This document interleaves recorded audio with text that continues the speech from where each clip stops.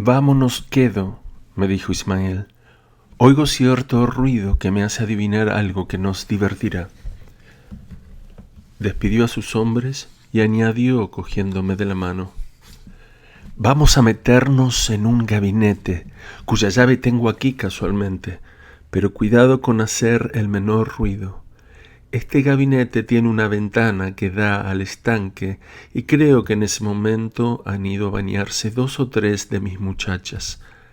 Las veremos y nos ofrecerán un bonito espectáculo, pues no pueden sospechar que nadie las vea. Saben que este sitio es inaccesible a todo el mundo, salvo para mí. Entramos y como la luna daba de lleno en el estanque, vimos 3 ninfas que, ora nadando, ora de pie o sentadas en las gradas de mármol, se ofrecían a nuestros ojos desde todos los puntos imaginables y en todas las actitudes de la voluptuosidad y de la gracia. Dispensa, mi querido lector, que no te detalle el cuadro, pero si la naturaleza te dio un corazón ardiente y sentidos en armonía con él, adivinarás sin duda el estrago que aquel espectáculo único y delicioso debió hacer en mi pobre cuerpo. Algunos días después fui a la casa de Yusuf y como una pequeña lluvia impidió que me pasease por el jardín, entré en la sala donde acostumbrábamos comer y donde nunca había encontrado a nadie. Al entrar, vi levantarse una hermosa figura de mujer que se cubrió el rostro con un velo espeso que la caía hasta el suelo. Una esclava sentada junto a la ventana siguió bordando en un tambor. Me excusé haciendo ademán de quererme retirar, pero la dama me detuvo, diciéndome con afabilidad que Yusuf, que había salido, le había encargado que me recibiese. Me hizo sentar indicándome un rico almohadón colocado sobre otros 2 más anchos. Obedecí a tiempo que ella, cruzando las piernas, se sentó en otro enfrente de mí. Creí que tenía a Zelmi delante y que Yusuf había sido tan temerario como Ismail. «Creo», me dijo la tapada, «que no sabéis quién soy». No acertaría a decirlo. Hace 5 años que soy la esposa de tu amigo. Tenía 13 años cuando vine de Chío para casarme con él. Altamente sorprendido de que mi filósofo musulmán se emancipase hasta el punto de permitirme una conversación con su mujer, me sentí más tranquilo y se me figuró que la aventura podía ganar terreno. Para esto, sin embargo, era preciso que yo viere el rostro de la tapada. Yo veía brazos de alabastro torneados por las gracias y unas manos «dove né modo a par ne vena excede», donde no se ven nudos ni venas. Mi imaginación activa creaba lo demás en armonía con tan hermosas muestras. Los graciosos pliegues de la muselina, dejando a los contornos toda su perfección, no me ocultaban sino la viva seda de la superficie. Todo debía ser bello, pero yo necesitaba ver en sus ojos todo lo que me imaginaba tenía vida y estaba dotado de sentimiento. La mujer de Yusuf no vestía a la sultana, sino que llevaba el traje de Chío, una falda que no impedía ver la perfección de la pierna, ni la redondez de los muslos, ni la caída voluptuosa de las caderas. Rodeaba su esbelto talle un magnífico cinturón bordado de plata y cubierto de arabescos. Sobre todo esto veía yo 2 globos que Apeles hubiera tomado por modelos para la de sus Venus, y su movimiento pronunciado pero desigual me anunciaba que la vida palpitaba en ellos. La pequeña distancia que mediaba entre uno y otro y que yo devoraba con la vista me parecía un arroyuelo de néctar donde mis ardientes labios anhelaban apagar su sed con más ardor que en la copa de los dioses. Transportado y no pudiendo contenerme, Alargué casi involuntariamente la mano para alzar el velo, pero la dama detuvo mi ademán, levantándose ligeramente en la punta de los lindos pies y dirigiéndome este severo reproche. ¿Mereces tú la amistad de Yusuf cuando violas su hospitalidad insultando a su mujer? Señora, debéis perdonarme, pues no he tenido la intención de ofenderos. En nuestras costumbres, el último de los hombres puede fijar sus miradas en el rostro de una reina. Sí, pero no arrancarle el velo, si con él se cubre. Yusef me vengará. Esta amenaza me dio miedo. Me arrojé a los pies de la ofendida señora y tanto hice que se calmó. Siéntate, me dijo ella y se sentó también, cruzando sus piernas con tanto desorden que percibí un momento lo que me hubiese trastornado la cabeza si su aspecto hubiese durado un poco más. Comprendí demasiado tarde la poca habilidad con que yo había procedido. «Estás inflamado», me dijo ella. «¿Cómo no estarlo cuando me abrazas con el fuego más ardiente?» Le cogí la mano sin meterme con el velo. «Mi esposo», dijo de pronto, y entró Yusuf, el cual me abrazó. La esclava que bordaba se fue. Mi amigo dio las gracias a su mujer por haberme recibido y le ofreció el brazo para acompañarla a su aposento. La dama partió, pero al llegar a la puerta se alzó el velo y besando a su esposo, me dejó ver su hermoso perfil, aparentando no apercibirse de ello. Yusuf volvió a mi lado y me dijo que su mujer se había ofrecido a comer con nosotros. Creía, dije yo, haberme encontrado con Thelmy. Hubiera sido contra nuestras buenas costumbres. Lo que he hecho es poca cosa, pero no conozco ningún hombre honrado bastante atrevido para poner a su hija delante de un extranjero. Me parece que tu mujer es hermosa. ¿Lo es más que Thelmy? La belleza de mi hija es jovial y tierna. La de Sofía tiene el carácter del orgullo. Será feliz después de mi muerte. El que se case con ella la encontrará virgen. Conté esta aventura a Bonneval, exagerándole el peligro que había corrido con querer levantar el velo a la bella Chiota. Esa griega, me dijo el conde, solo ha querido burlarse de vos y no habéis corrido peligro alguno. Creedme, lo que ella ha sentido es habérselas con un novicio. Habéis representado una farsa a la francesa cuando había que ir directamente a la cosa. ¿Qué necesidad teníais de verle la nariz? Bien sabía ella misma que lo mismo hubiera sido después.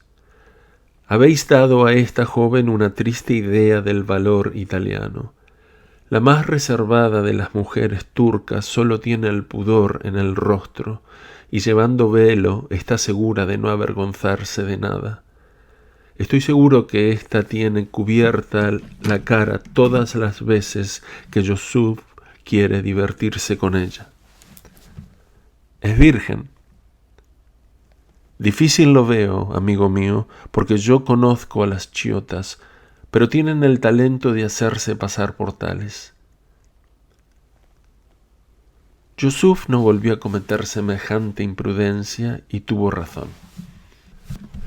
Algunos días después, encontrándome en una tienda ocupado en examinar varios géneros de gran valor, llegó Yusuf y me alabó el gusto por haberme fijado en aquellos objetos que no compré por ser demasiado caros. Yusuf, por el contrario, dijo que eran baratos. Los compró todos y nos separamos. Al día siguiente encontré todos aquellos géneros en mi casa. Era una galantería de Yusuf y para quitarme la ocasión de rehusar el regalo había hecho acompañar una carta en la cual me decía que a mi llegada a Corfú sabría yo a quién había de entregarlo. Eran telas de damasco recamadas de oro y plata al cilindro, bolsas, carteras, cinturones, fajas, pañuelos, pipas, lo cual valía unas 500 piastras. El día antes de partir, me despedí de aquel hombre excelente, vertiendo lágrimas tan sinceras como las que él vertía en abundancia. Al llegar a bordo, encontré una caja que me regalaba también y que contenía 2 quintales de café moca de la mejor calidad, 100 libras de tabaco en hojas y 2 grandes tarros llenos, el uno de tabaco zapandi y el otro de camusada. Además de esto, una bonita caja para pipa de palo de jazmín cubierta de filigranas de oro que vendí en Corfú por 100 sequíes. También en Corfú vendí todos los regalos de Yusuf y me hallé poseedor de una pequeña fortuna. Ismail me dio una carta para el caballero de Lecce, pero la perdí. También me dio un barril de hidromiel, que vendí igualmente. El señor de Bonneval me entregó una carta para el cardenal Acquaviva. Se la mandé a Roma con la historia de mi viaje, pero su eminencia no se creyó obligado a contestarme. Bonneval me regaló 12 botellas de Malvasía de Ragusa y otras 12 de legítimos Copolo, cosa muy rara y que me sirvió en Corfú para hacer un obsequio que me fue muy útil. El único ministro extranjero que vi a menudo en Constantinopla fue mi Lord Mariscal de Escocia, el célebre Keith, que residía allí representando al rey de Prusia. 10 años más tarde me fue muy útil en París. Partimos a principios de septiembre a bordo del mismo buque de guerra que nos había llevado a Constantinopla. En 15 días llegamos a Corfú. El baile Dona se quedó a bordo. Apenas hube desembarcado con mi equipaje y me hube alojado pobremente, me presenté en casa de don Andrés Dolphin, proveedor general, quien me aseguró de nuevo que a la primera revista me harían teniente. Mi segunda visita fue para el señor Camporese, mi capitán, que me recibió muy bien.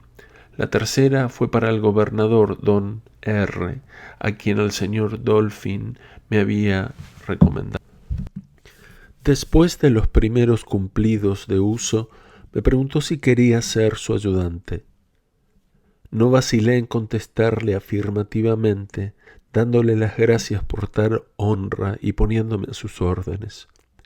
Sin más ceremonias, me hizo acompañar al cuarto que me destinaba y desde el día siguiente me vi instalado en su casa. Obtuve de mi capitán un soldado francés para servirme y como era peluquero y lenguaz, me alegré de tenerlo por 2 motivos: porque me arreglaría el pelo del que yo estaba orgulloso y porque iba a servirme para ejercitarme en la lengua francesa. Este soldado era un verdadero truán, borracho y libertino. Era un loco chistoso. Sabía una infinidad de cuentos verdes que refería con mucha gracia. Vendida mi pacotilla en Constantinopla, sin reservarme más que el vino, me encontré poseedor de unos 100 sequíes.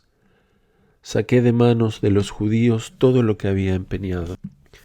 Había entonces en Corfú su excelencia el proveedor general, que ejerce una autoridad soberana y vive espléndidamente. Entonces lo era el señor Dolphin, anciano de 60 años, severo, testarudo e ignorante. Aún le gustaba que las mujeres le hiciesen la corte. Recibía todas las noches y tenía mesa puesta para 24 personas. Había 3 grandes oficiales de tropa ligera y otros 3 de infantería. Como cada galera tenía su gobernador llamado sopracomito, había 10, como también había 10 comandantes, uno para cada navío de línea, contando los 3 jefes de mar o almirantes.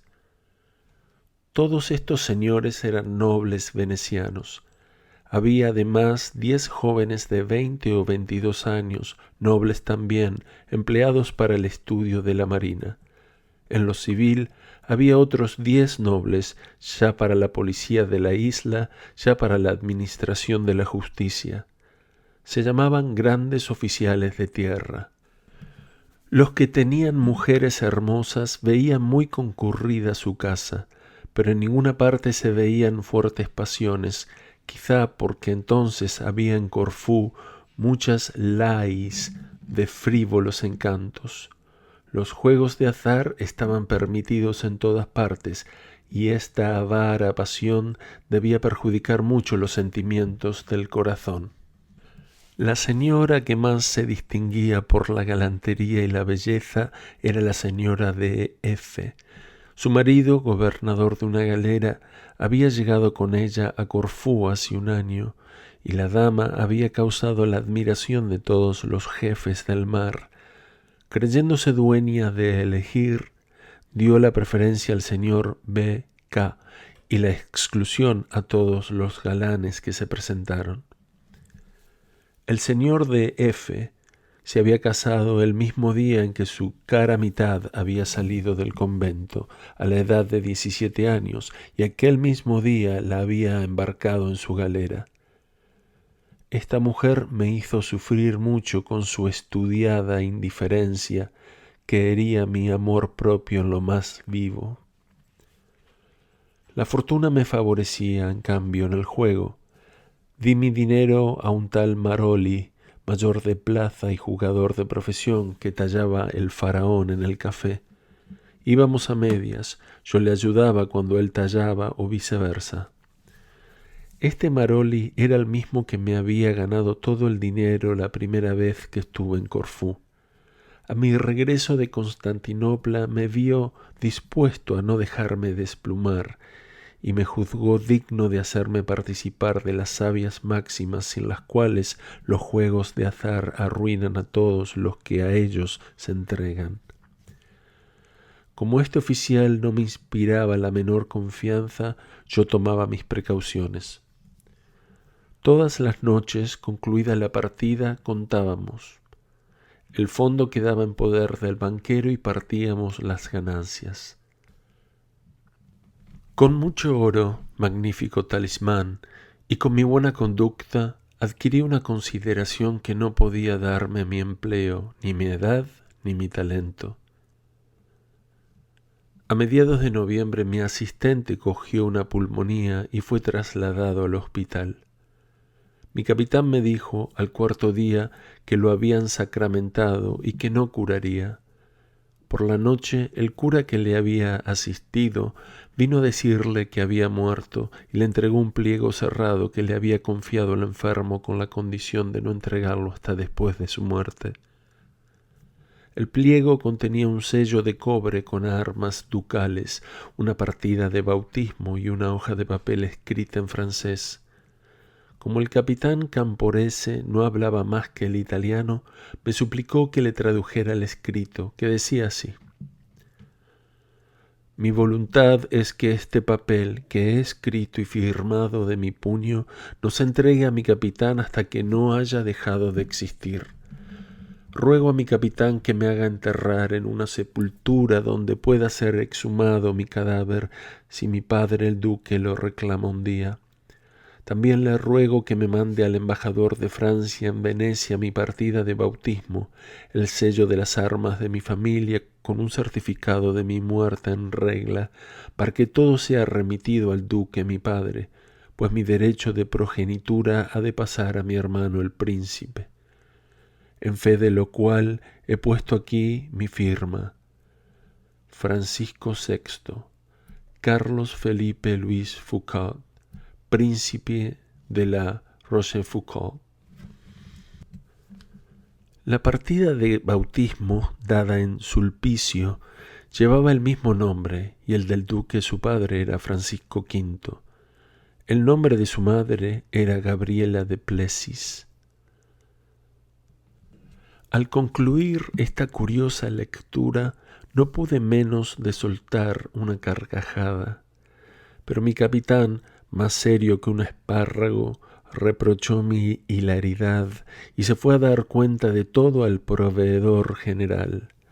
Yo me marché al café seguro de que su excelencia se reiría del capitán y de que la broma divertiría a todo Corfú. Yo había conocido en Roma, en casa del cardenal Acquaviva, al abate de Liancourt, biznieto de Carlos, cuya hermana, Gabriela de Plessis, había sido mujer de Francisco V, pero esto había sucedido a principios del siglo pasado. Yo había copiado en la secretaría del cardenal un hecho que el abate de Liancourt había tenido necesidad de dar a conocer a la corte de Madrid, con varias circunstancias referentes a la casa de Plessis. Media hora después, en el momento en que yo desenvolvía una baraja en el café, el ayudante Sanzio entra y refiere con la mayor formalidad la importante noticia. Venía de la Capitanía General, donde Camporese había llegado sin aliento para confiar a su excelencia el sello y los papeles del difunto. Su excelencia había ordenado enseguida que el príncipe fuera enterrado en una sepultura y que se le hiciesen exequias con los honores debidos a su rango. Media hora más tarde, Minotto, ayudante del proveedor general, vino a decirme que su excelencia me llamaba. Concluía la talla, di la baraja a Maroli y me fui al generalato. Entonces encontré a su excelencia en la mesa con las damas principales y 3 o 4 jefes de mar. «¿Con que vuestro asistente era un príncipe?», me dijo el general. «Monseñor», contesté, «nunca lo hubiera sospechado, y ahora que ha muerto tampoco lo creo». «¿Cómo? Ha muerto y no estaba loco. Habéis visto sus armas y su partida de bautismo, como también su propio escrito. En el momento de la muerte nadie se entretiene en hacer farsas». «Si vuestra excelencia cree todo esto, mi deber es callar». «Esto no puede menos de ser verdad, y vuestra duda me extraña». «Es que estoy informado de la familia de la Rochefoucauld, lo mismo que de la de Plessis. Además, yo he conocido demasiado al hombre en cuestión. No estaba loco, pero era un bufón extravagante. Nunca le vi escribir y 20 veces me dijo que no sabía». «Su escrito prueba lo contrario. Sus armas son de manto ducal, pero no sabéis quizá que M. de la Rochefoucauld es duque y par de Francia». «Sé todo esto, monseñor, y aún sé más, porque sé que Francisco VI se casó con una señorita de Vivonne». «Vos no sabéis nada». A esta sentencia, tan necia como grosera, me condené al silencio.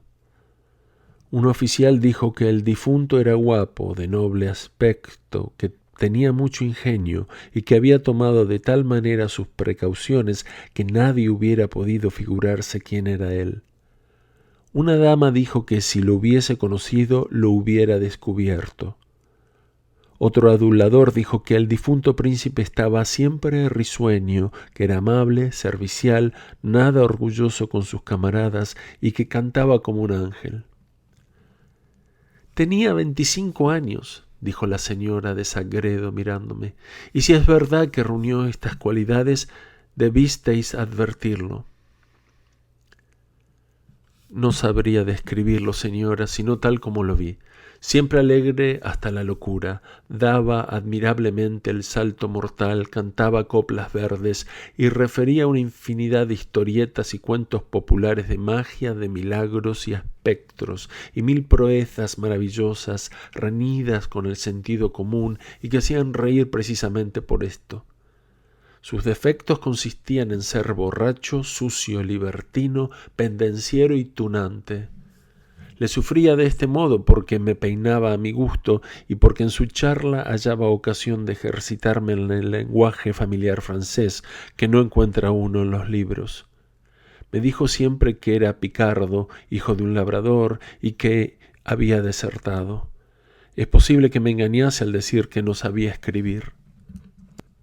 Apenas hube acabado yo de hablar, cuando entró Camporese a toda prisa, anunciando que la Valeur, mi asistente, respiraba todavía, diciendo que se alegraría de que el enfermo viviese. Y yo también, monseñor, pero probablemente el confesor le ayudará a morir esta noche. ¿Por qué queréis que le ayude a morir? Para evitar las galeras a donde vuecencia le condenaría por haber violado el secreto de la confesión. Mi salida hizo reír a todo el mundo, menos al general, que frunció el entrecejo. Al día siguiente, el nuevo soldado que me servía me dijo que la Valeur iba mejor y que el médico lo había declarado fuera de peligro. 2 días después, el general dio orden para que lo trasladaran a una habitación decente. Se le dio un lacayo, se le vistió, y después de que el necio proveedor general le hubo hecho una visita, todos los jefes de mar creyeron deber imitarlo. La curiosidad iba de por medio, y todo el mundo rabiaba de ver al nuevo príncipe. La señora de Sagredo abrió la marcha, y todas las damas quisieron verlo. Daba el tratamiento de alteza al tunante, y éste llamaba a la de Sagredo su princesa. Toda la impostura se hubiese descubierto si alguien hubiese tenido un almanaque real, donde se encuentra la genealogía de todas las familias principales, pero nadie lo tenía, ni el cónsul de Francia, que era una bestia. El loco empezó a salir 8 días después de su metamorfosis. Comía en la mesa del general y todas las noches asistía a su tertulia, donde no dejaba de dormirse a causa de su intemperancia. A pesar de todo, fueron creyendo que era príncipe, y esto por 2 razones. Primera, porque aguardaba sin la menor inquietud las noticias de Venecia que el proveedor había pedido de oficio. Segundo, porque solicitaba del obispo el castigo del cura que había revelado el misterio, violando el secreto de la confesión. Este pobre cura estaba ya en la cárcel y el general no tenía fuerza bastante para defenderlo.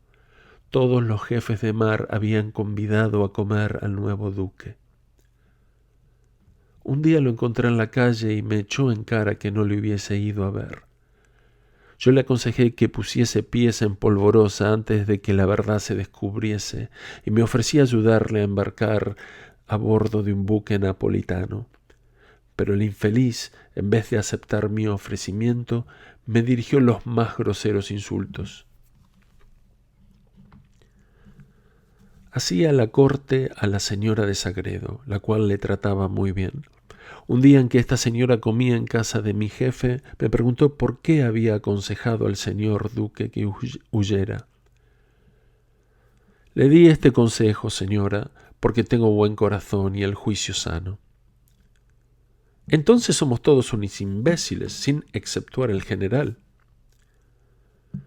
Esta consecuencia no sería justa, señora, pues una opinión contraria a la de otro no implica la imbecilidad en quien la tiene, y quizá dentro de unos cuantos días resulte que me he equivocado, sin que por eso me crea imbécil. Por lo demás, una dama de tanto talento como vos puede haber notado si este hombre es un príncipe o un campesino, a juzgar por su conducta y por la educación que ha recibido. Por ejemplo, señora, ¿baila bien?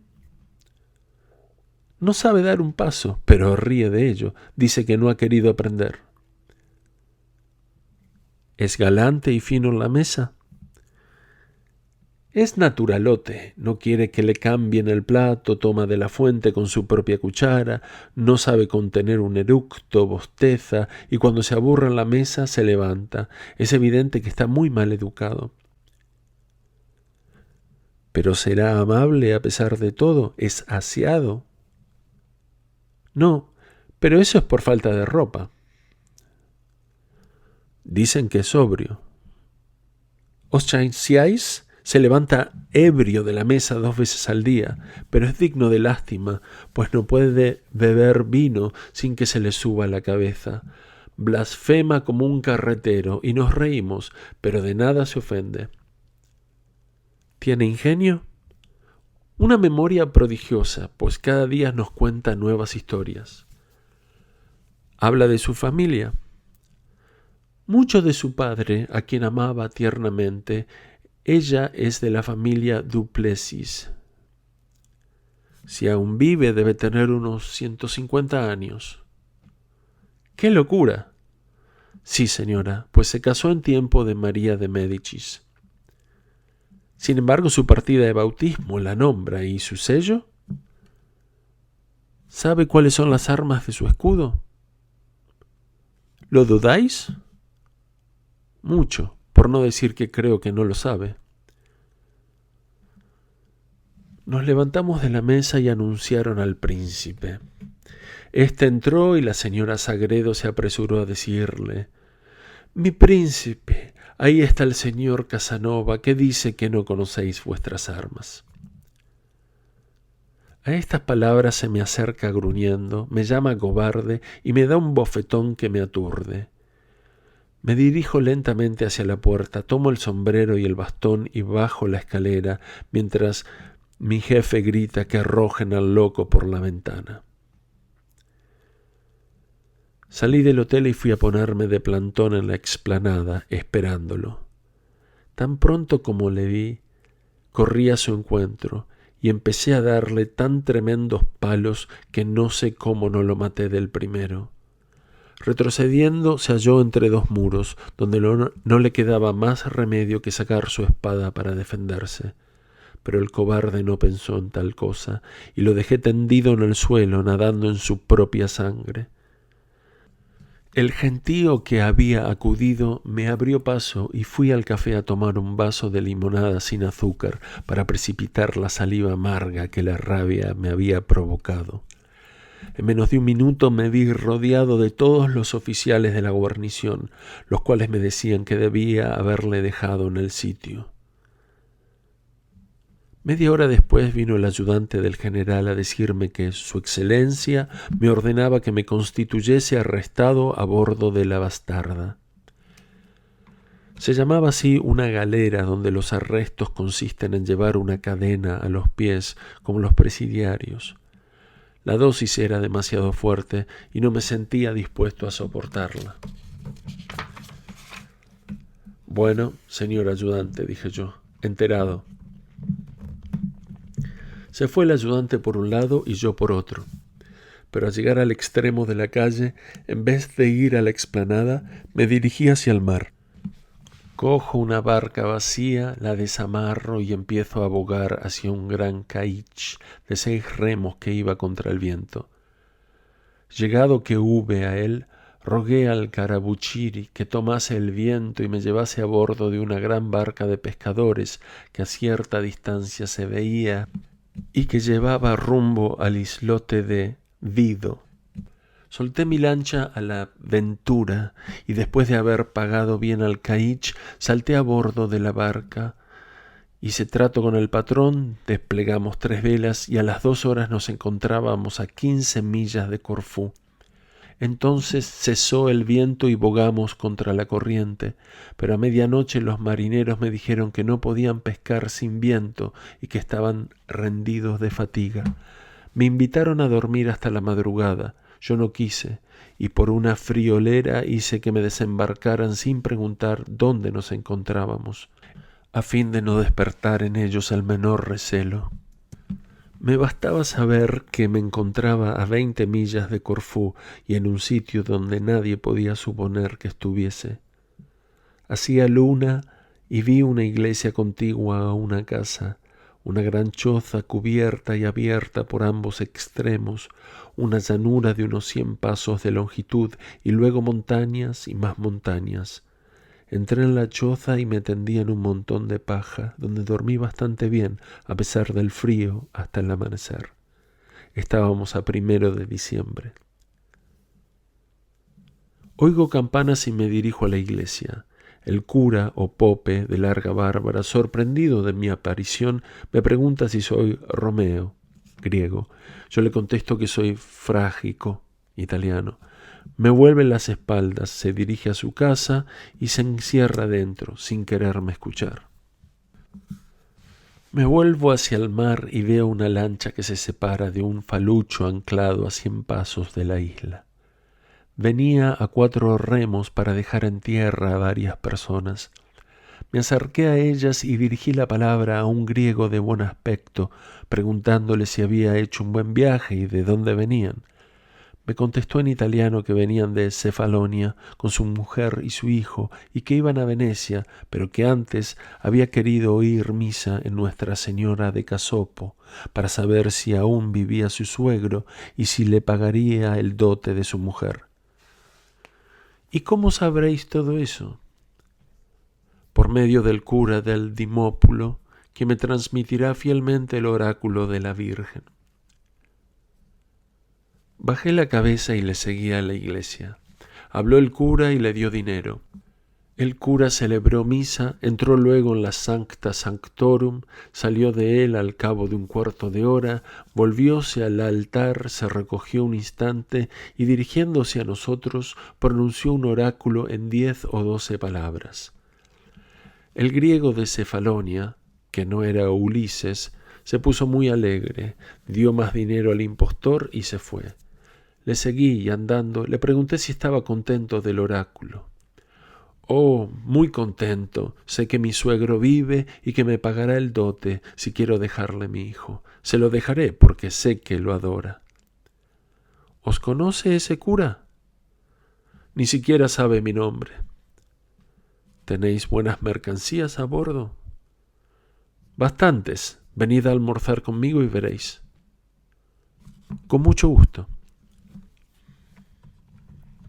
Contento de saber que aún había oráculos y persuadido de que los habría siempre mientras haya hombres sencillos y curas impostores, seguí al buen hombre que me dio un excelente almuerzo.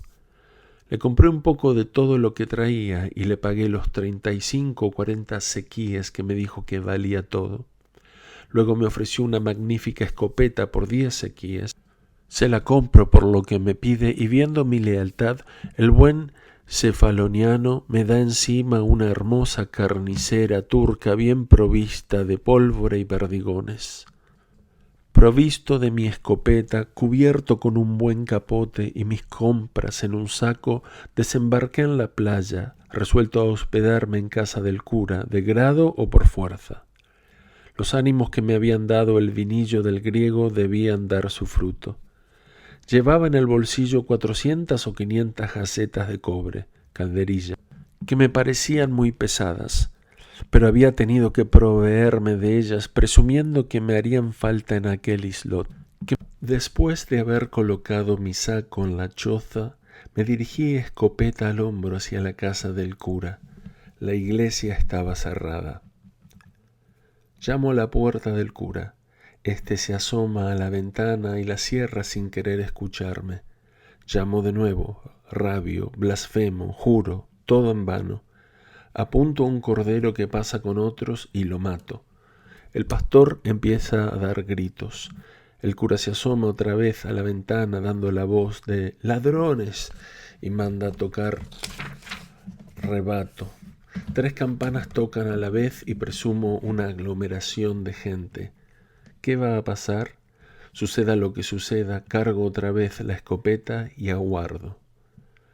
Al cabo de 8 o 10 minutos veo bajar de la montaña una multitud de campesinos armados de escopetas, horcas y palos. Me retiro dentro de la choza sin el menor cuidado, pues no me parecía natural que, viéndome solo, aquella gente quisiese asesinarme sin oírme. Los primeros 10 o 12 se adelantan apuntándome sus escopetas. Yo los contengo echándoles calderilla, que recogen asombrados. Lo mismo hago con los demás que llegan hasta que se me acabó la calderilla y cesó de venir gente. Aquellos campesinos se miraban estupefactos, sin saber qué pensar de un joven de buen aspecto y de aire pacífico que tan liberalmente les echaba su dinero. No pude hablarles hasta que hubo cesado el estruendo de las campanas. Me senté tranquilamente en mi saco y empecé a hablar, pero el cura, el sacristán y el pastor me interrumpieron tratando de amotinar a la muchedumbre contra mí. Uno de ellos, entrado en años y más razonable que los otros, se acercó a mí y me preguntó en italiano por qué había matado un cordero. Para comérmelo después de haberlo pagado. Pero su santidad es dueño de pedir por él un sequí.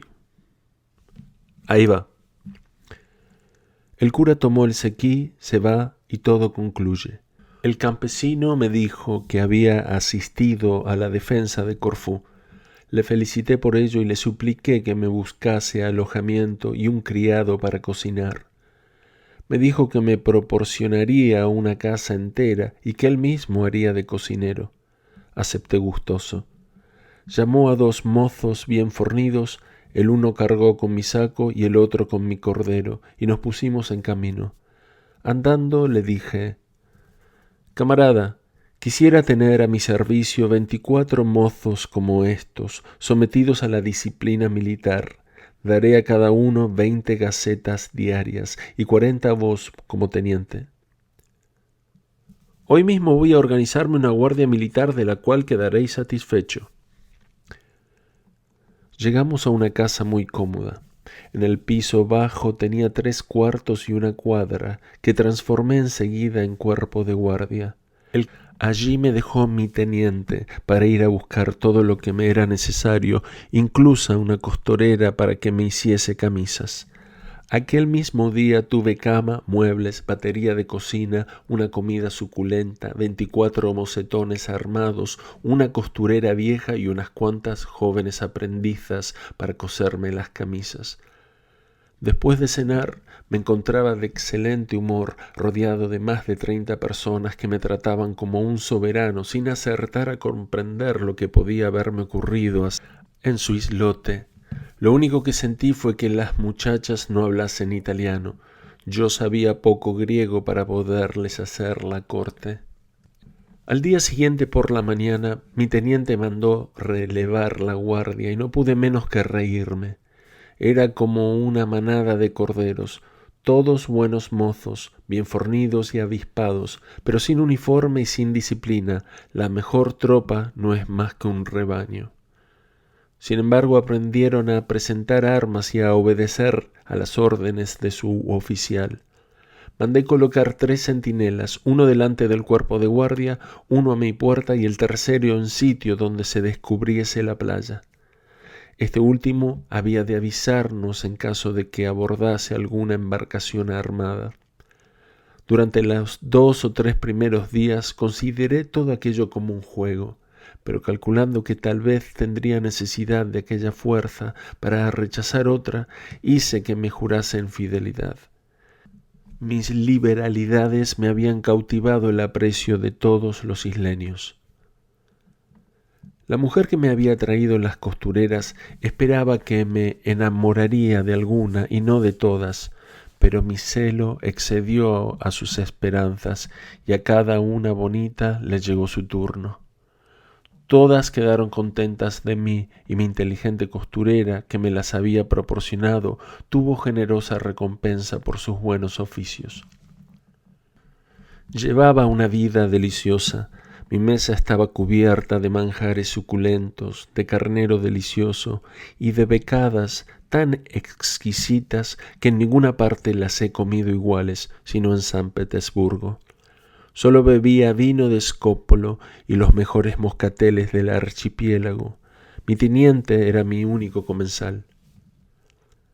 Hacía 8 o 10 días que yo vivía a lo reyezuelo, cuando a cosa de las 10 de la noche oí el «¿Quién vives?» del centinela del cuerpo de guardia. Mi teniente salió y volvió a decirme que un hombre que hablaba italiano solicitaba una entrevista conmigo por un asunto de importancia.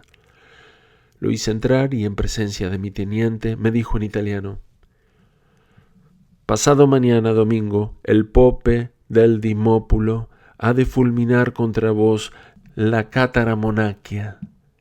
Si no lo impedís, una fiebre lenta os hará pasar al otro mundo en 6 semanas». Nunca oí hablar de esa droga. No es ninguna droga, es una maldición lanzada con el Santísimo Sacramento en la mano y que tiene esa fuerza destructora. ¿Qué motivos tiene ese cura para quererme asesinar? Turbáis la paz y la policía de su parroquia. Os habéis apoderado de varias jóvenes cuyos antiguos novios no quieren casarse ahora con ellas. Después de haberle hecho tomar un par de copas, le di las gracias y las buenas noches. Su aviso me pareció importante, pues si poco me importaba la cataramonaquia, eran de temer los venenos mucho más eficaces. Al amanecer, después de haber pasado una noche muy tranquila, me levanté y sin decir nada a mi teniente, me fui solo a la iglesia, donde dirigí al cura las siguientes palabras en un tono muy resuelto. Al primer síntoma de fiebre que yo experimente, os levanto la tapa de los sesos, tenedlo bien en cuenta. O dadme una maldición que me mate de repente, o haced vuestro testamento. Adiós. Después de este aviso, me volví a mi cama. El lunes muy temprano, el Pope en persona vino a visitarme. Yo tenía jaqueca y al manifestárselo me hizo reír con la ansiedad con que se apresuró a decirme que no podía atribuirla sino al aire pesado de la isla de Casopo. 3 días después de esta visita, el centinela avanzado dio el grito de alarma. Mi teniente salió y volvió luego a decirme que un bote armado había desembarcado un oficial. Salí y mandé poner mi tropa sobre las armas. Me adelanté después y vi a un oficial acompañado de un guía que se encaminaba hacia mi habitación. Este oficial iba solo y nada tenía yo que temer. Volvíme a mi cuarto, ordenando a mi teniente que recibiese al otro oficial con todos los honores de la guerra y que lo hiciese entrar. Ceñí mi espada y aguardé de pie. Entonces vi entrar al mismo ayudante Minoto que me había comunicado la orden de constituirme arrestado. «Venís solo y os presentáis como amigo», le dije. «Venga un abrazo». «Preciso es que venga como amigo, pues como enemigo no tendría la fuerza necesaria, pero lo que veo me parece un sueño». «Sentaos y comeremos juntos. No comeréis del todo mal». «Acepto la invitación y partiremos juntos después».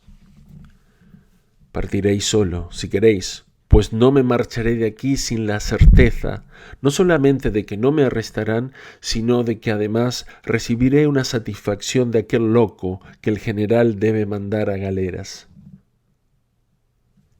«Sed juicioso y venid conmigo de buen grado. Tengo orden de llevaros a la fuerza, pero como esto me es imposible, lo comunicaré y mandarán la gente necesaria para prenderos, sin que tengáis más remedio que rendiros». «Nunca, a no ser que me maten». «¿Os habéis vuelto loco? ¿Por qué no obráis sensatamente? Desobedecisteis la orden que os comuniqué. Esto es lo que os condena. Por lo demás, tenéis razón de sobra, aún para el general. ¿Debí, pues, cumplir la orden de arresto? Claro, la subordinación es de rigor en nuestro estado. En mi lugar, ¿la habrías cumplido? No quiero ni puedo deciros lo que hubiera hecho en vuestro lugar, solo sé que desobedeciendo hubiese faltado. Pero si me rindo ahora, se me tratará con doble rigor. No lo creo, venid y lo sabréis todo. ¿Sin conocer mi destino? No lo esperéis. Comamos. Si soy culpable hasta el extremo de que apelen a la fuerza, solo a la fuerza me rendiré. A comer. Una buena comida nos hará discurrir mejor. A los postres oímos muchos ruidos. Mi teniente entró a decirme que bandas de campesinos se reunían en los contornos de mi casa para defenderme, porque había corrido la voz de que la embarcación armada había venido para llevarme por fuerza a Corfú. Díjele que fuese a tranquilizar a aquellas buenas gentes, que les diese un barril de vino y que se marchasen. Los campesinos, tranquilizados, se marcharon, pero después de haber descargado sus armas al aire en señal de fidelidad. «Todo esto me parece muy bien», dijo el ayudante, «pero será horrible si me dejáis partir solo, pues mi deber me obliga a dar cuenta exacta de todo. Os seguiré si me dais vuestra palabra de honor de desembarcarme en libertad en llegando a Corfú. Tengo orden de entregaros al señor Foscari en la bastarda. No ejecutaréis esta orden por esta vez. Si el general no os halla dócil, su honor le obligará a reduciros a la fuerza. Pero decidme lo que haríais si al general se le antojase dejaros aquí, pero no os dejarán, porque después de mi comunicación resolverán acabar el asunto sin derramamiento de sangre. Sin degüello, difícil será. Con 500 campesinos aquí no temo a 3000 hombres. No se empleará más que uno, pues os tratarán como jefes de rebeldes. Todos esos hombres que os son adictos no podrán libraros de uno solo que os levantará la tapa de los sesos para ganar algunas monedas de oro. Os diré más, no hay un solo griego de esos que os rodean que no esté dispuesto a asesinaros por 20 sequías. Creedme, venid conmigo, venid a gozar en Corfú de una especie de triunfo. Seréis aplaudido y festejado, contaréis vos mismo la locura que habéis cometido, se reirán y se admirarán al mismo tiempo de que os hayáis dejado convencer por mis razones. Todo el mundo os quiere, el mismo general debe apreciaros, pues debe acordarse de lo que le dijisteis. ¿Qué ha sido de la Valur?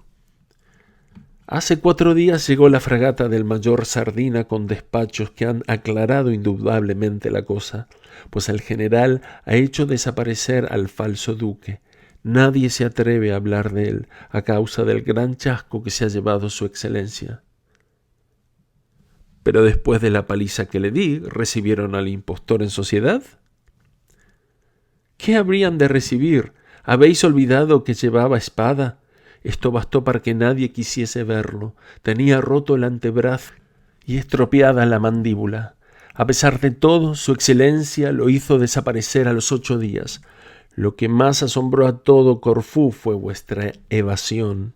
Hasta ayer no se supo vuestro paradero, merced a una carta del pope de esta isla, escrita al protopope Bulgari, en la cual os acusa de trastornar al país, corromper a las muchachas y haberle amenazado con pegarle un tiro si pronunciaba contra vos la cataramonaquia.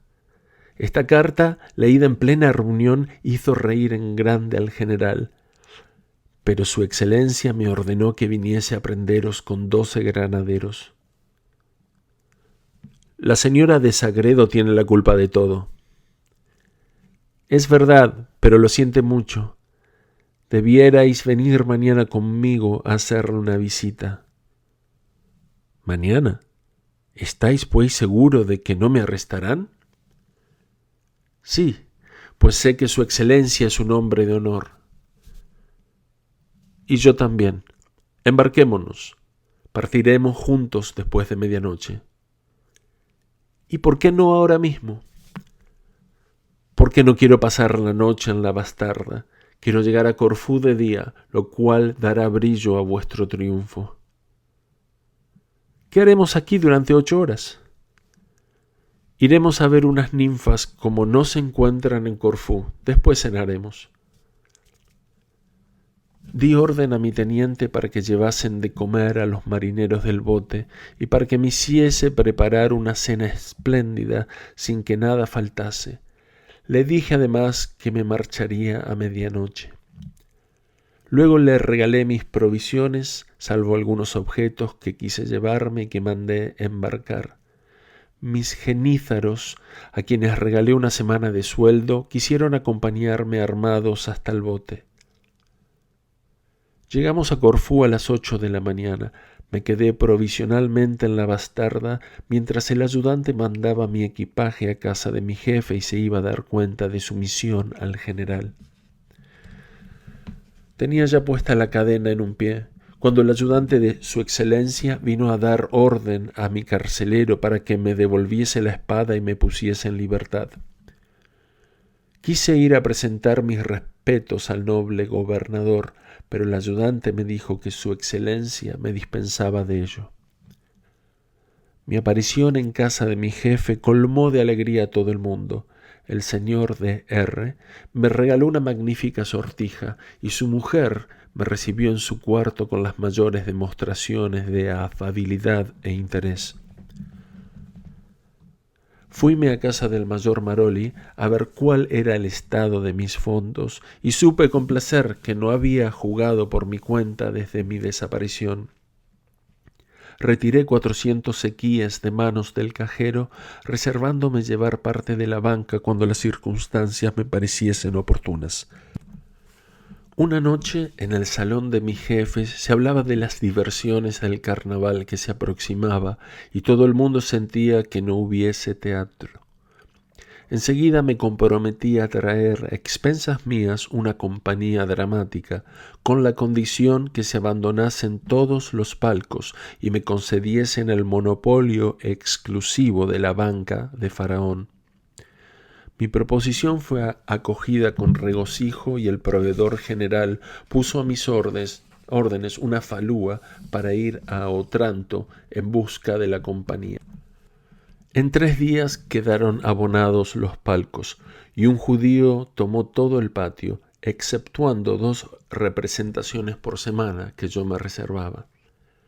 Salí de Corfú al anochecer y a la madrugada llegué a Otranto, sin haber tenido necesidad de ir al remo. No queriendo desembarcar a causa de la cuarentena, bajé al locutorio, donde colocado detrás de una barra, puede uno hablar con las personas que se colocan detrás de otra, enfrente y a 2 varas de distancia. Tan pronto como hube anunciado que iba dispuesto a contratar una compañía para Corfú, vinieron a hablarme los directores de 2 que se hallaban en Otranto. Yo empecé por decirles que venía a ver a todos los actores, primero los de una compañía y luego los de otra. Señalé el orden en que debían presentarse. Una hora después llegó una de las 2 compañías, que era napolitana, dirigida por un tal Don Fastidio. Júzguese cuál sería mi sorpresa al ver entre ellos a Petrone y a su hermana Marina. Esta dio un grito de alegría al verme, pasó la barra y vino a echarse en mis brazos. Entonces empezó una algazarra horrible entre don Fastidio y el capitán del puerto. Marina cobraba sueldo de Fastidio, y el capitán del puerto me obligó a mandarla al lazareto, donde había de hacer cuarentena a expensas del otro. La pobre muchacha lloraba, pero yo no podía reparar su imprudencia. Suspendí la querella diciendo a don Fastidio que me enseñase su gente, uno a uno. Petrone hacía de galán joven, me dijo que tenía para mí una carta de Teresa. Vi con placer a un veneciano que yo conocía y que era el barba de la compañía, 3 actrices que podían gustar, un Polichinela y un Partiquino. La compañía me pareció que podía agradar en Corfú. Dije a Fastidio que pusiese precio, advirtiéndoles que me arreglaría con el otro director si pedía más barato. Alojaréis, me dijo, 20 personas en 6 cuartos con 10 camas. Me daréis una sala libre y común. Los gastos de viaje correrán por vuestra cuenta y me daréis 30 ducados de Nápoles cada día. Ahí está el cuaderno de mi repertorio. Se pondrán en escena las obras que dispongáis. Dije a Fastidio que fuese a preparar el contrato porque quería marcharme enseguida.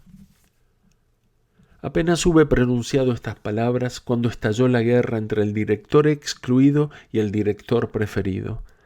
El primero trató a Marina de P, diciendo que había roto el cordón sanitario de acuerdo con Fastidio para obligarme a tomar su compañía.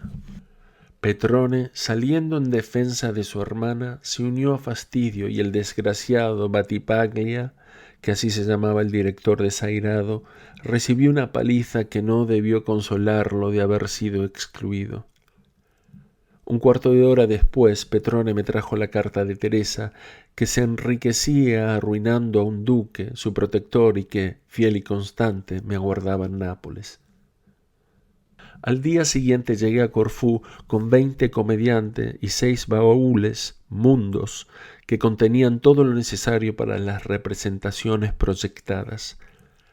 Los oficiales jóvenes acudieron a ver a las actrices, pero no las encontraron muy apetitosas, exceptuando a Marina, la cual recibió sin quejarse la noticia de que no me era posible ocuparme de ella. Pero mis cómicas parecieron más guapas en la escena. La mujer del Barba gustó más que ninguna otra. El señor Duodo, gobernador de un buque de guerra, le hizo una visita y como encontrase al Barba intolerable, le dio unos cuantos palos. Don Fastidio vino al día siguiente a decirme que ni el actor ni su mujer querían representar más. Arreglé la cosa concediéndoles un beneficio.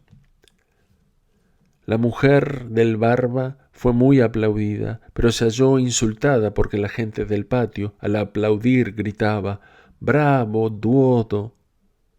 Vino a quejarse en el palco del general donde yo solía encontrarme, y el general, para consolarla, le prometió en mi nombre otro beneficio para fines de carnaval. Tuve que confirmar esta promesa. El caso es que, para contentar a aquella maldita plaga, les fui cediendo una a una las 17 representaciones que yo me había reservado. El beneficio de María fue dedicado a la señora de F., la cual se había aficionado a la joven actriz. Mi generosidad me costó más de 400 sequíes, pero la banca me proporcionó más de 1000, a pesar de que mis ocupaciones no me permitían tallar. Lo que más favor me hizo fue el que se viera claramente que yo no tenía el menor enredo con ninguna actriz, cuando tan fácil me hubiera sido, dado los medios de que siempre dispone un empresario.